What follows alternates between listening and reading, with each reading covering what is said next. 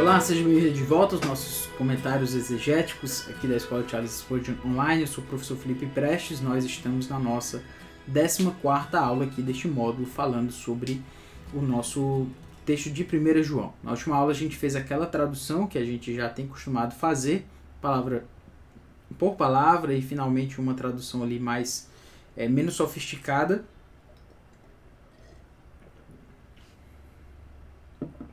Então, finalmente, a gente chega aqui no texto para ser analisado. O texto é esse: amado, agora somos filhos de Deus e ainda não se manifestou o que haveremos de ser. Sabemos que quando ele se manifestar, seremos semelhantes a ele, porque haveremos de vê-lo como ele é. Vamos entender aí o que o texto está colocando, certo? Primeiro, se você notar, tem uma ênfase da repetição, certo? A ênfase da repetição está na palavra nun, certo? Porque ele traz aqui essa ideia. Antes ele já tinha falado algo semelhante a isso, então agora ele diz o nun, certo? Que é o agora, certo? Agora. O que nós somos agora está em contraste com o que haveremos de ser um dia, tá? Essa é a ideia. Esse nun aí, ele está chamando a atenção para o agora e o depois, certo? Que é o já e o ainda não. Se você prestar atenção, essa questão vai acabar aparecendo aí no texto, porque ele traz essa ideia do nun como o agora e também como o futuro, certo? Então, a ideia é nun, agora, e ele diz, né, somos filhos de Deus. A ligação e a semelhança com Cristo é importante mencionar, ela está na natureza, na pureza ética, porque essa é a ideia do próximo versículo. Então, no próximo versículo vai ser salientada essa questão aí da pureza ética, e na verdade ele começa dizendo, né, que quando ele diz assim, a ligação e a semelhança com Cristo está ligada à pureza ética, porque ele diz, olha, somos filhos de Deus e ainda não se manifestou o que haveremos de ser. Então tem uma ligação aí com o futuro, com o que nós haveremos de ser em termos de pureza, porque nós vamos vê-lo como ele é, na sua santidade, na sua plenitude, e então nós seremos como ele é, ou seja, nós seremos perfeitamente puros e santos, tá? Então, de uma certa forma, João já vai, né, trazendo para a gente um preâmbulo do que vai ser lá no futuro. E aí ele diz para a gente aqui, olha, a ideia aqui que a gente tem, né? A razão para essa semelhança é que nós seremos como ele é. É importante porque quando a gente colocou aqui no fluxograma, quando eu boto aqui, ó, eu chamei a sua atenção aqui com esse porquê, é porque a gente tem o seguinte aqui, ó, somos filhos de Deus e ainda não se manifestou o que haveremos de ser. Isso ficou claro. Sabemos que quando ele se manifestar, nós seremos semelhantes a ele. Ou seja, nós somos filhos de Deus, nós já temos esse status, mas ainda não somos totalmente como um dia haveremos de ser. Tem uma característica para mim no futuro, não é agora, mas tem, certo? E esse jeito que eu vou ser lá no futuro não foi manifestado ainda, certo? Nós ainda não se manifestou. Mas quando se manifestar, ou seja, na parousia de Cristo, quando ele se manifestar, nós seremos semelhantes a ele. Nós ganharemos essa semelhança, ou seja, aí eu serei como de fato eu serei no futuro, que é sem pecado, sem maldade, sem fazer nada de errado contra Deus, sem desonrar a Deus com a minha própria vida. Por quê? Porque nós vamos ver a Deus como ele de fato é. Nós vamos ver a Cristo como ele é de fato, certo? Então a ideia é essa, né? Nós haveremos de vê-lo como ele é. Como Cristo é. Cristo é santo, Cristo é perfeito, Cristo é o Filho de Deus. E quando ele se manifestar, nós o veremos exatamente assim, como o Filho de Deus, perfeitamente santo, perfeitamente puro. Então essa proximidade nos fará ser assim como ele é, como também sem pecado, sem maldade, puro e santo. Essa é a razão. Esse é o hot, né, como a gente tem aqui, né? O hot, ele traz essa marcação aí da razão, da causa de nós sermos como ele é. Outra questão importante aqui é que nós não o veremos como ele era no seu ministério terreno. E por que eu chamo a atenção para isso? Tá? Que nós não veremos como ele era no seu ministério terreno. Porque o ministério terreno de Cristo, por mais maravilhoso que tenha sido, por mais fenomenal no sentido de ter sido algo único, Cristo veio do seu ministério para morrer por nós pecadores. Então, o que nós temos para falar disso? Nós só temos a louvar e agradecer a Deus por isso. Mas nós não veremos Cristo como ele veio aqui para a terra especificamente. Não estou dizendo que nós não o veremos como Deus homem, sim, nós o veremos. Mas quando ele veio aqui no seu ministério aqui na terra, ele estava muito limitado nas suas capacidades. Eu tenho que falar isso com muito cuidado, né? Mas ele estava muito limitado naquilo que ele poderia fazer e não fez. Ele veio em forma de servo, ele veio em forma de homem. Então, tendo sido encarnado, o Deus infinito se limitou a ser como um de nós, seres humanos, sujeito às limitações desse mundo, certo? As limitações desse mundo, sede, fome e todas essas dificuldades que nós temos como seres humanos. Ser submetido a uma situação, por exemplo, o Deus eterno, imortal, e ser submetido à morte, ser submetido a... Eu sempre penso nisso, Cristo não tinha limites no céu. O Verbo eterno, né, o Senhor Jesus Cristo, a segunda pessoa da Trindade, o Filho, ele não tinha limites, assim como Deus Pai, Deus Filho, Deus Espírito Santo não tem limites, não tinham limites. E Cristo escolheu escolheu aceitar sobre si uma limitação, a limitação de ser humano. Então, nós não o veremos como ele estava aqui na terra no seu ministério inicial. Nós o veremos glorificado, certo? Nós o veremos como ele é, em toda a sua plenitude, certo? Hoje isso não tem sido mostrado, evidenciado de uma forma assim tão premente, mas um dia nós haveremos de vê-lo como ele é. E essa será a maravilha, né, de viver para Cristo, será estar com ele, viver com ele e ser como ele é. Nós não seremos totalmente diferentes de Deus como nós somos hoje. Nós seremos como ele é. Isso deveria gerar para nós, sabe? Acho que a gente pensa muito no céu como o alívio das dores e dos sofrimentos. E claro, é a nossa esperança. A esperança que a gente tem de dias melhores é o céu, de fato. Mas será que a gente pensa no céu como o dia em que eu serei como Cristo é? Um dia em que eu não terei mais pecado, um dia que eu não vou mais desonrar a Deus, um dia que eu vou ser como Cristo. Exatamente como Cristo.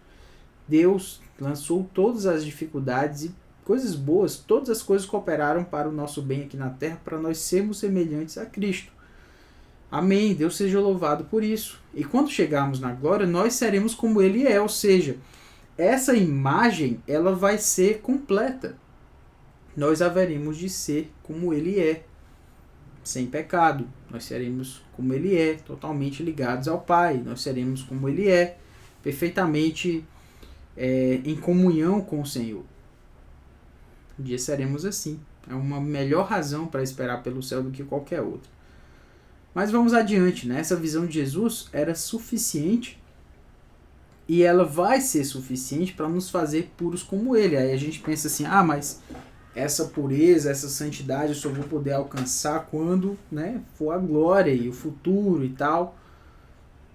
Isso deveria nos gerar já um coração que busca a santidade, sabe? A gente tem aqui 1 Coríntios 13, porque agora vemos como em espelho, obscuramente, então veremos face a face.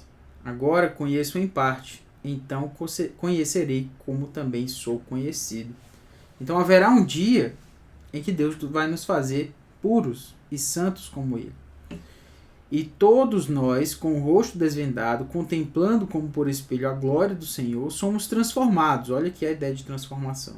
De glória em glória, na sua própria imagem, como pelo Senhor, o Espírito. Então, a ideia aqui de transformado na sua própria imagem quer dizer que um dia nós haveremos de ser como ele é. Essa imagem, ela vai estar completa, certo? Vai ser o momento em que nós seremos do jeito que nós, na verdade, nascemos para ser. Nós nascemos para ser parecidos com Cristo. Mas o pecado que tenazmente nos assedia, ele quer nos evitar fazer isso, quer nos fazer evitar com que eu me torne mais parecido com Jesus. É isso que Satanás quer e é isso que ele usa, né, através do pecado para nos separar de Deus. Mas, de todo modo, é bom lembrar que quando ele diz nós o veremos como ele é a ideia exatamente essa. Nós vamos ser parecidos com Jesus. Eu acho que essa deveria ser a nossa esperança, certo? Deveria ser a nossa esperança. Não tem como parar nesse texto e não ir para o próximo, certo? Por quê? Porque ele está muito ligado no versículo 3. O 2 está muito ligado no 3. Especificamente, esse parêntese se fecha aqui no 3. E aí ele diz, olha, cai, paz, certo? Cai, paz. Aí nós temos aqui e a si mesmo se purifica todo o que nele tem esta esperança, assim como ele é justo. Então vamos entender aqui o que ele colocou. Assim mesmo se purifica todo o que nele tem esta esperança, já nos adianta a ideia de que, ora, purifica, ele a si mesmo se purifica. Estava falando, olha, um dia nós vamos ser como Jesus Cristo é. Já está colocado aí o texto.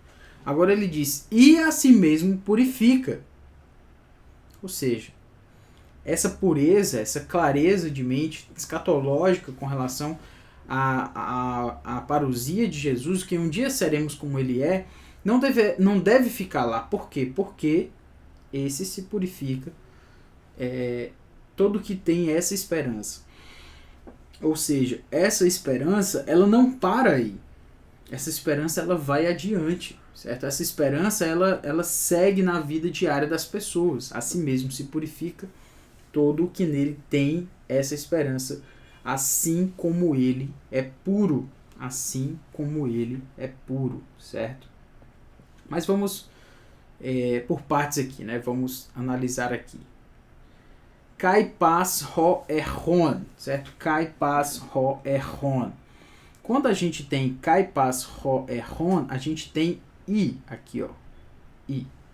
Deixa eu puxar um pouco mais para cá. I. E aí nós temos o paz. Paz é todo, certo? Traz a ideia do pantós, né? Quando ele está em outra forma. Então, e todo, certo? E todo. E aí a gente tem o ro erron, certo? O ro erron.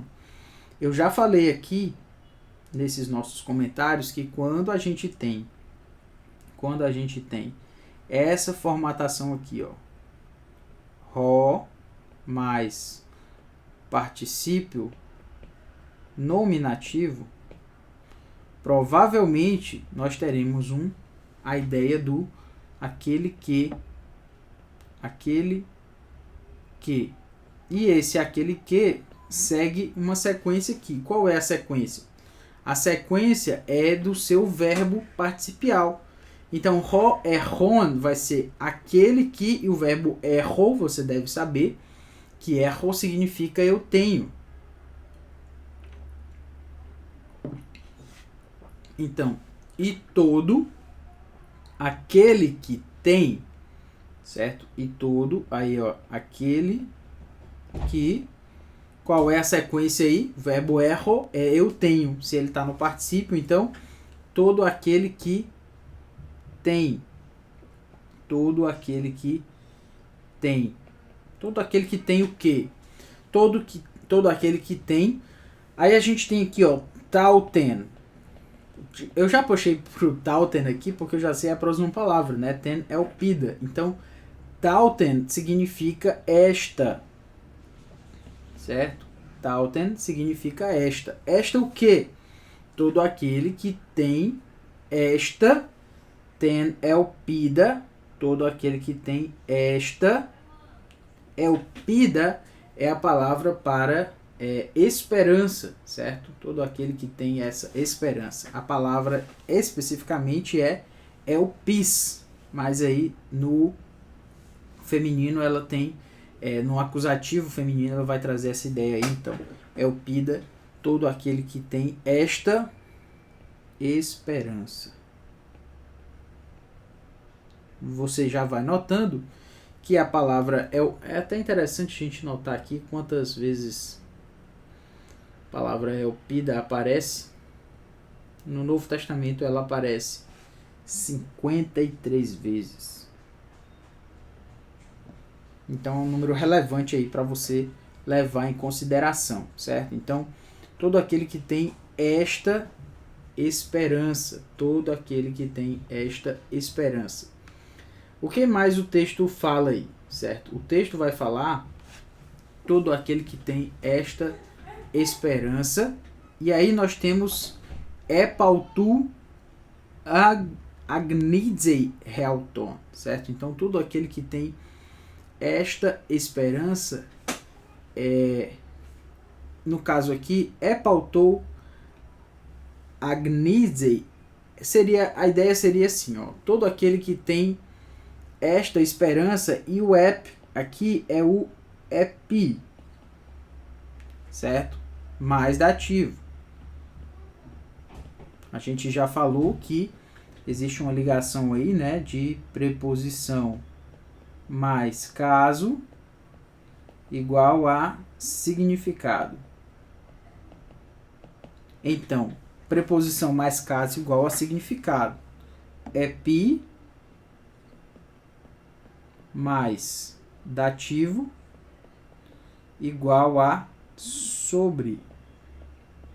Então, todo aquele que coloca, né, todo aquele que tem esta esperança, pautou, então, sobre ele, tá? Então, pautou sobre ele. Sobre ele, todo aquele que tem essa esperança sobre ele, aí a gente tem o verbo aí, que é o verbo agnizo, que é o verbo para purificar, certo? Eu purifico. Esse verbo especificamente, ele não vai aparecer tantas vezes no Novo Testamento. Agnizo aparece somente 7 vezes no Novo Testamento, certo? Então, ele tem essa esperança, aí ele diz agnizei, ou seja, se no caso aqui, inclusive, ele é, como eu já imaginava, ele é presente indicativo, sem muito mistério, certo? Então, presente indicativo. Purifica, ele purifica. Purifica, aí nós temos aí o pronome realton. O pronome realton vem do pronome realtos, que é o pronome reflexivo. Realtos significa si mesmo ou ele mesmo. O que eu quero que você note aqui, entre outros elementos, é a sequência de acusativos que a gente tem aqui, ó. Preste atenção aqui junto comigo. Vou marcar de verde as marcações sintáticas aqui, ó. Ten, elpida, tauten, agnizei, realton. 3 acusativos, né, terminados em ni aí, né? No caso, o elpida também é acusativo, mas não termina em ni, mas a ideia é exatamente essa, certo? Então, elpida sim elpida está no acusativo feminino, né? Então, o feminino acusativo termina em alfa. Vamos entender aí. Elpida, ten, elpida, tauten, realton. Então, aquele que tem, se é aquele que tem, esse que tem alguma coisa. Então, não é porque ele é particípio que ele deixa de ter um objeto, certo? Esse é o que é interessante com relação aos particípios. É porque eles tomam objetos diretos. Então, aquele que tem esta esperança, é o que a gente percebe aí. Aquele que tem esta esperança, e aí nós temos esta esperança sobre ele, ou seja, sobre Jesus Cristo, agnizei, purifica, certo?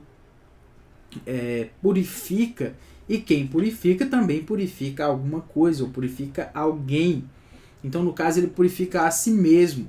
Então, é por isso que todas essas marcações aqui em verde, elas se referem a marcações ligadas a um só caso, que é o caso acusativo. Por quê? Porque elas indicam, neste caso aqui, que são objetos diretos dos seus respectivos verbos. Ten, elpida, tal, ten, tudo isso aqui, ó, diz respeito a ro, ron, aquele que tem esta esperança.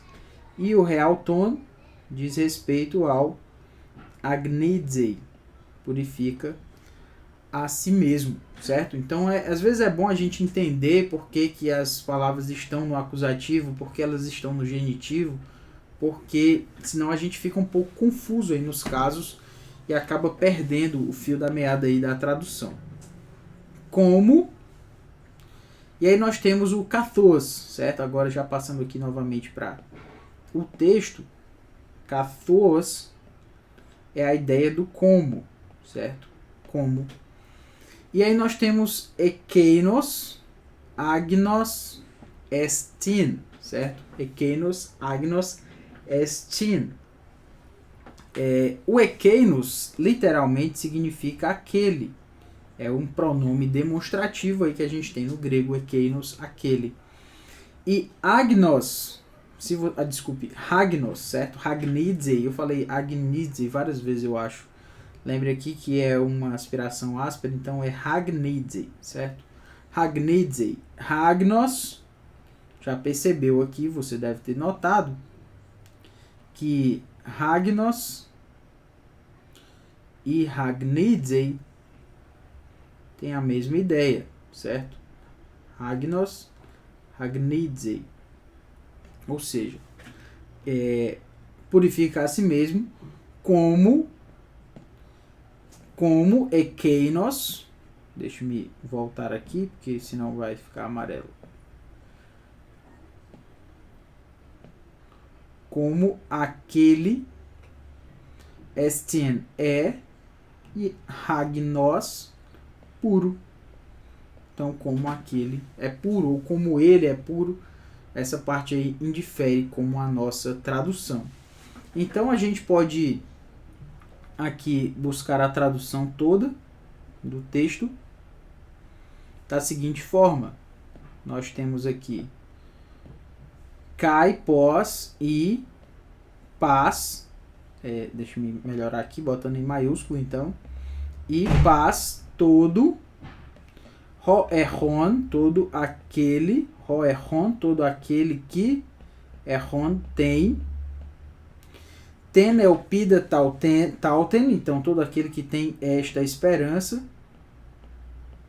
Ah, professor, mas por que o senhor não colocou na ordem exata aí, né? Aí eu ia traduzir então dessa forma, todo aquele que tem esperança esta. Também é demais, né? A gente ia ficar parecendo aqui o mestre Yoda, não ia ser muito legal. Então, e todo aquele que tem esta esperança pautou sobre ele. Hagnizei realton, então purifica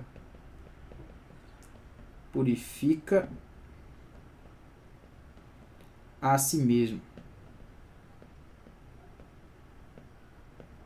Purifica a si mesmo, e aí nós temos kathos, como ou assim como